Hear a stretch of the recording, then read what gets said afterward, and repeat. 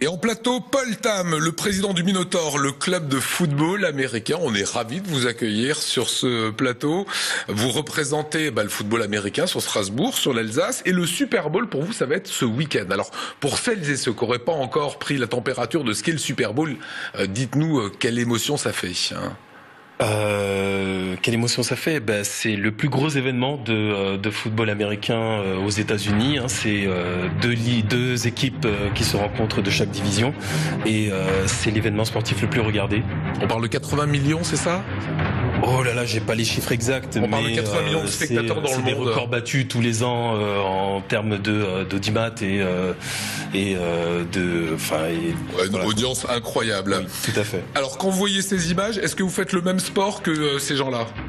Oui, alors pas avec la même intensité, là il s'agit de professionnels, mais oui, exactement le même sport, avec une légère variante, c'est que nous sommes sur le règlement universitaire et eux sont plus sur le professionnel, donc la NFL. En termes de licenciés et de clubs, comment se porte le football américain en Alsace ? Il se porte bien. Des associations se créent, se développent, se structurent. Donc de ce côté-là, il y a beaucoup de travail qui est effectué et qui porte ses fruits.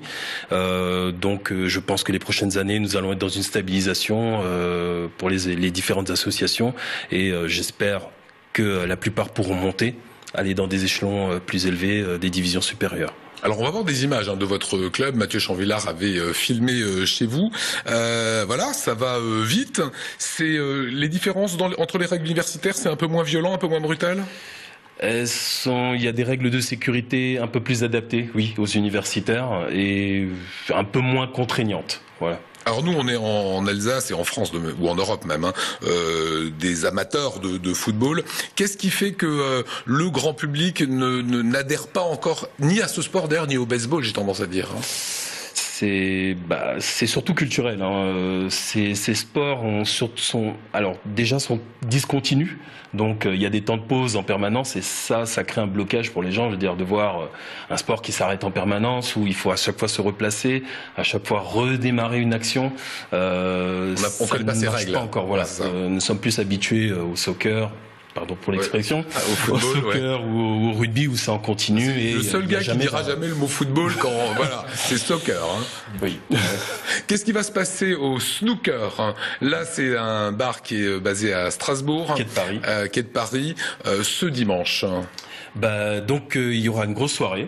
Organisée par l'association Le Minotaur à partir de 22h et donc déjà des animations en début de soirée avant la diffusion du match et ensuite l'apothéose, on regarde le match et religieusement, on ouvre une Budweiser. Religieusement, pas non plus. Non, ça hurle pas mal. Il y a beaucoup d'animations pendant le match. Oui. Je vous ai pas demandé dans l'équipe qu'on a vue là tout à l'heure, il y a beaucoup d'Américains ou c'est que des Alsaciens?